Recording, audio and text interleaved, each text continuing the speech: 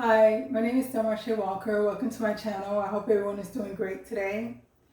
I remember back in 2007, Oprah opened an all-girls school in Africa, and she was saying by doing so, it will kind of be more empowering for women because now they're able to make money, buy food for their family, and send their kids to school. So it's great for women and girls. And I do understand the point that she was trying to make. But then I had a conversation with my mom, and I was telling her back in 2007 that, if I had the ability to do the same thing and open a school, even though I'm a woman, I would open an all boys school, all male school. And the reason I felt that it is more important to start with building a strong foundation for young men is because really they don't have one. That's the first reason. And the second reason is because God put men over the family. So if young boys don't have an example of what it is to be a male, to be a man, or what it is to provide and take care of their family, everything else is going to be out of line, out of order. Because if there's a strong male figure, if there's a strong household with a father present every day in the household, everything else will fall in alignment. The woman will be, her attitude, her mentality will be different. The way the kids are raised and take care of will be different. So they're going to produce more productive and more socially aware kids than a household where it's just one parent, or there's two parents, but the man has never had an example of what it is to be a man, to be a male, to be a father figure, to be a husband. So he's more or less just kind of winging it based on what he's seeing on the internet, based on what someone else is telling him. And then you're constantly getting different information about what it is to be even a woman. This is how a woman should act. This is what a woman should do. This is what. So it's so many different information that if you didn't have that strong foundation growing up, it would be easy to sway. It would be easy to go in a different direction. I try to base my foundation on what it is to be a woman.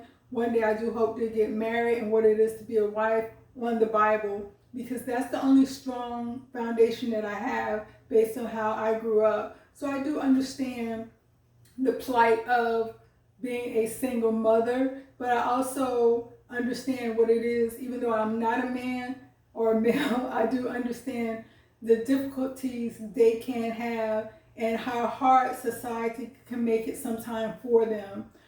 Because it's like they can't have any emotions.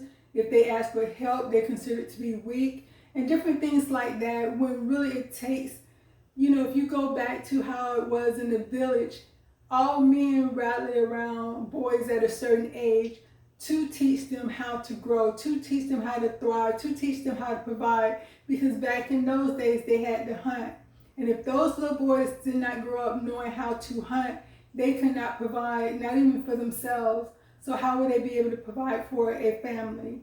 And so I think we kind of, the mindset wise, I know we're not going to be going out there hunting food, but mindset wise, that's where I was going with it. I wanted to have an all boys school, and I wanted all the teachers to be male. And so, but at the same time, I know sometimes that can be an issue with how the world is set up, with sometimes adults taking advantage of kids. But just the overall mentality, I would think it would be great to have an all boys school with all male teachers who's working with the same emphasis of teaching these young men how to be a man, how to dress, how to talk, how to communicate, how to deal with their emotions. And it's okay to cry. Crying do not make you weak. Holding back your anger, and when I say holding back your anger, I'm saying as far as just exploding. Learn how to, I'm angry, and communicate your anger in order to try to resolve a situation, or be able to look at the other person and say, okay, we're not seeing eye to eye, we don't agree. So let's just go ahead and agree not to agree. But don't make it an issue where, no, I'm right, I gotta prove I'm right, then it escalates into other things. And so with God saying men are the head of the household, once there is a strong foundation of a man, he's not going to just choose any woman to be with. He's going to want a certain type of woman. So these women will see that these good men aren't out here just dealing with any and every type of woman. They're only dealing with certain type of women. So what you think is going to happen at that point? Women are going to start falling in line saying, okay, if I want me a good man, I'm going to have to carry myself in a certain way. I'm going to have to stop BSing. I'm going to have to start doing this. I'm going to have to start doing that. They're going to change their dynamics in order to attract a good man. If you really think about it, a lot of women, and I'm not saying every woman, so please don't take it that way. A lot of women change the way their body look because they felt that it would be more attractive to a man.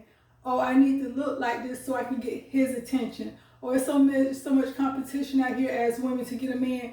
Let me alter my body. Let me look. Oh, this is what all men are looking at. Because I know it's not all men, but sometimes they have that persona that, oh, this is what all men are looking at. So let me go ahead and look like every other woman because I want to attract a man. But what about the education part? I'm not saying these women aren't educated or anything like that. But what about, okay, I'm all right with my body. I'm just going to be healthy, be as healthy as I can. But I'm going to attract a man in a different way instead of just relying on my body. Because what happens when your body breaks down? Is he still going to want you? Is he still going to be attractive? Or what about if your looks is no longer what is considered attractive? Is he still going to be okay with you? Because trends change. Body trends change. Trends change.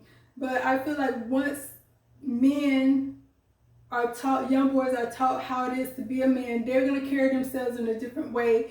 They're going to start attracting and wanting certain type of women, and that's going to make women change. And then also, if there's a strong male in the house that's starting a family and he has a daughter, he's going to raise his daughter with a different mindset, as well as raising his son with a different mindset. So they're all going to be geared on the health and the strength of the family, building families. So when the son leaves and go out, he's going to want to say, okay, I want to build a healthy family like I grew up in, so I'm going to choose a certain type of woman like my mom. Or the daughter's going to be like, yeah, I want a man like my father because I love the way I grew up. So I'm going to look for that in whatever man I choose that's going to take care of me the way my father took care of me.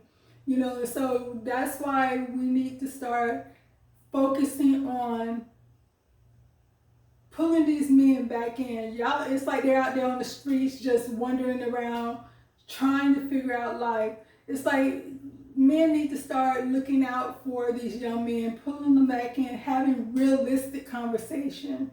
Not all these crazy conversations, just realistic conversation of what it is to be a man, what it is to take care and provide for yourself, and also take and provide for your family. If you got kids out there, and women need to also work with men. If a man maybe cannot afford his child in the way he should be able to afford his child, but he still want to be a part of that child's life, let him. It's not that important because eventually, because if he build a relationship with this child and he see that you're not nagging him all the time about, oh, what about this, what about this, what about that, and he can really build a relationship with that child, that may be some motivation to him to say, you know what, I need to get my act together because this child is depending on me. But if he never gets to be around that child because he has to deal with a lot of other issues, his mindset might be, well, just forget about it. You know, I'm not going to have to worry about that. Oh, I can't see my child anyway, so I'm not going to do this or that. But, you know, it's like,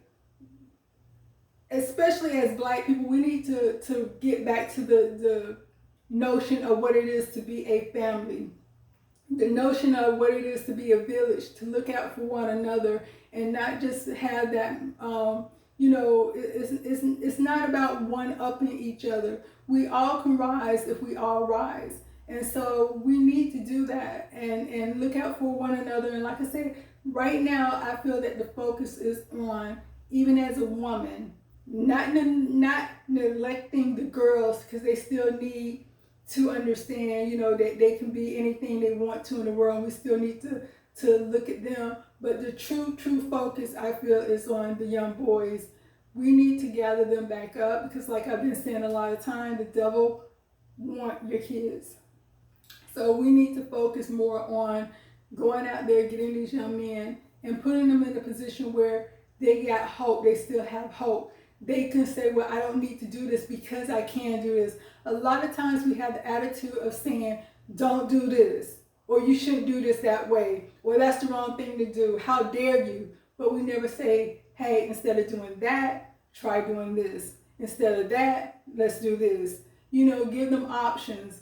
And also give them options and good education on what it is to be a man. I don't care how great you are as a woman. I don't care how great you are as a mother. You cannot teach a man to be a man. It takes a man to do that.